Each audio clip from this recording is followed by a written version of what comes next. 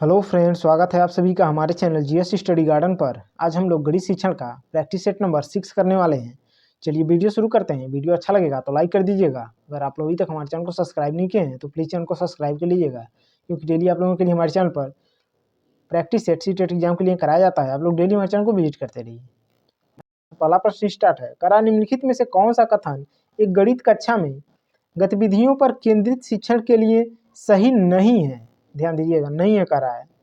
First दिया है, नई परिस्थिति के ज्ञान के अनुप्रयोग में विद्यार्थी को सक्षम बनाने में सहायता करना। सेकंड का रहा है, सक्रिय सहभागिता द्वारा अधिगम को प्रोत्साहित करना। थर्ड का रहा है, रट कर याद करने को प्रोत्साहित करना। फोर्थ का रहा है, बच्चे के चिंतन को प्रोत्साहित करना। तो देखिए, गणित कक्षा में गतिविधियों पर केंद्रित शिक्षण के लिए रट कर याद करने को प्रोत्साहित करना, जो कि सही नहीं है, क्योंकि गणित को रट कर याद नहीं किया जा सकता है, बल्कि समझ कर सीखा जाता है।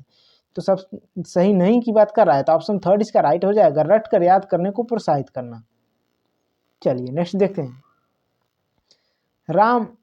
राम से अध्यापक ने इन दो भिन्नों को जोड़ने के लिए कहा, परंतु उसने गलती से घटा दिया, तो उसके उत्तर पर अध्यापक ने 0 अंक दिए।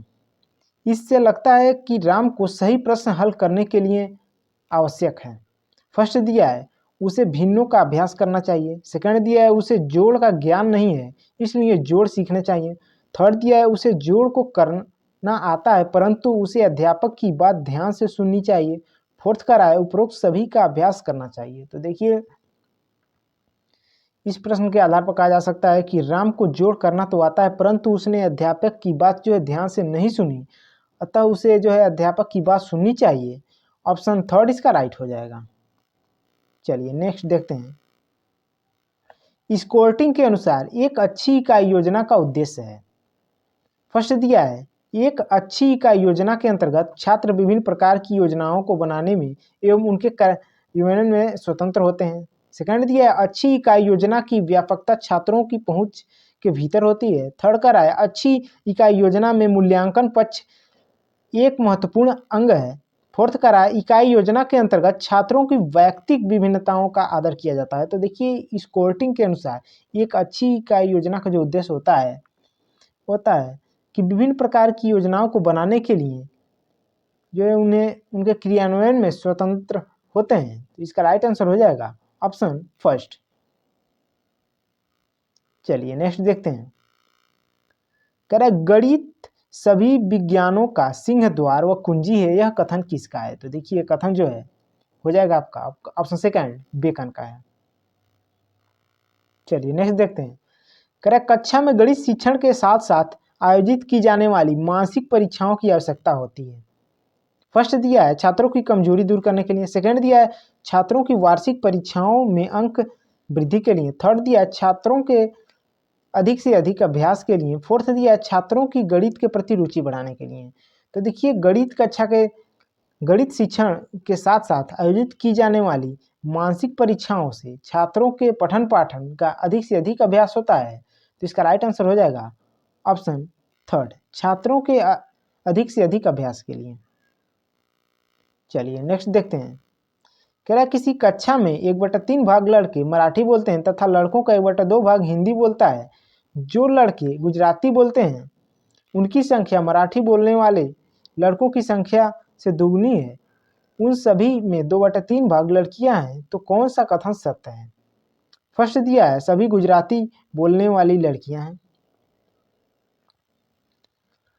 सेकंड दिया, कुछ गुजराती बोलने वाले छात्र हिंदी जानते हैं। थर्ड दिया है, मराठी बोलने वाले छात्रों में से आधे छात्र हिंदी के हैं। फोर्थ दिया, उपरोक्त में से कोई नहीं। तो देखिए, दिए गए प्रश्न के आधार पर हम ज्ञात कर सकते हैं कि कुछ गुजराती बोलने वाले छात्र हिंदी जानते हैं। ऑप्शन इसका राइट हो जाएगा सेकंड। इसको सॉल्व करेंगे तो यही होगा। चलिए नेक्स्ट देखते हैं। कह रहे, गणित की संकेंद्रीय पद्धति की विशेषता है।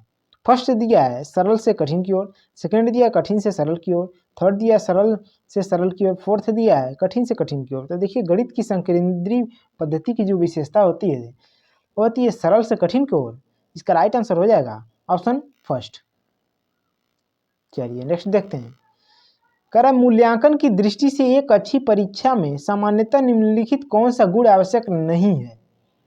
फर्स्ट दिया है विश्वसनीयता, सेकंड दिया वैधता, थर्ड दिया परिणाम, फोर्थ दिया व्यापकता। तो देखिए इसका राइट आंसर हो जाएगा आपका मूल्यांकन दृष्टि से एक अच्छी परीक्षा में जो है सामान्यतः परिणाम आवश्यक नहीं है। ऑप्शन थर्ड इसका राइट हो जाएगा। चलिए नेक्स्ट देखते हैं। करा है BS Bloom, doctor BS Bloom के अनुसार वर्तमान परीक्षा प्रणाली में निम्नलिखित में से कौन सा एक दोष नहीं है। फर्स्ट दिया है कक्षा में जो कार्य किया जाता है वह विषय के उद्देश्य को ध्यान में रखकर नहीं किया जाता। सेकंड करा है प्रश्न पत्र में मौलिकता का पूर्ण अभाव रहता है। थर्ड करा है उत्तर पुस्तिकाओं का मूल्यांकन करने में शिक्षक की आत्मनिष्ठता का प्रभाव पड़ता है। फोर्थ दिया है उपयुक्त पाठ्यक्रम का सही निर्णय करना। तो देखिए कौन सा कार्य दोष नहीं है, तो इसका राइट आंसर हो जाएगा ऑप्शन फोर्थ उपर्युक्त जो है पाठ्यक्रम का सही निर्णय करना। चलिए नेक्स्ट देखते हैं। कह रहा है कक्षाध्यापक ने गणित की कक्षा में एक प्रश्न हल करके उत्तर बताने को कहा। एक आयत की चौड़ाई उसकी लंबाई की एक चौथाई है, तो इसका क्षेत्रफल क्या होगा। यदि सभी छात्रों ने 4l² उत्तर दिया तो इससे स्पष्ट होता है कि उन छात्रों को निम्न में से आवश्यक ज्ञान नहीं है। तो देखिए इसका राइट आंसर हो जाएगा आपका ऑप्शन सेकंड, उन्हें भिन्न का ज्ञान नहीं है। चलिए नेक्स्ट देखते हैं।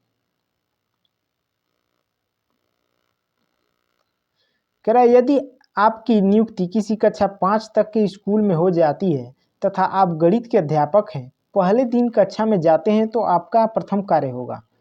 फर्स्ट दिया है बच्चों के विषय में नाम आदि की जानकारी लेना, बच्चों के विषय में नाम आदि की जानकारी लेना। सेकंड दिया है उनके ज्ञान और भावना के विषय में पता लगाना। थर्ड दिया है अपने विषय में अपनी योग्यता बताना। फोर्थ दिया उपरोक्त सभी। तो देखिए इसका राइट आंसर हो जाएगा ऑप्शन सेकंड, उनके ज्ञान और भावना के विषय में पता लगाना।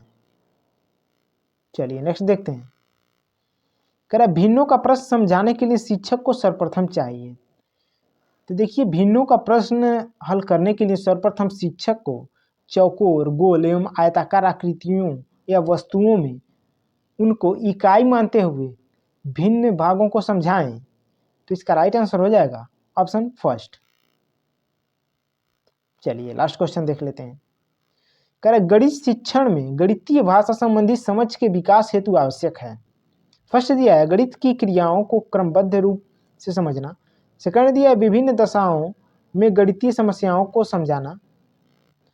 थर्ड दिया है प्रत्ययों को संकेतों में प्रकट करना। फोर्थ दिया है उपरोक्त सभी। तो देखिए गणित कक्षा में गणितीय भाषा संबंधी समझ के विकास हेतु यह आवश्यक है कि गणित की क्रियाओं को क्रमबद्ध रूप से समझाना, विभिन्न दशाओं में गणितीय समस्याओं को समझाना तथा प्रत्ययों को संकेतों द्वारा प्रकट करना। अतः इसका राइट आंसर हो जाएगा यह उपरोक्त सभी, ऑप्शन फोर्थ। वीडियो देखने के लिए आप लोगों का बहुत बहुत धन्यवाद।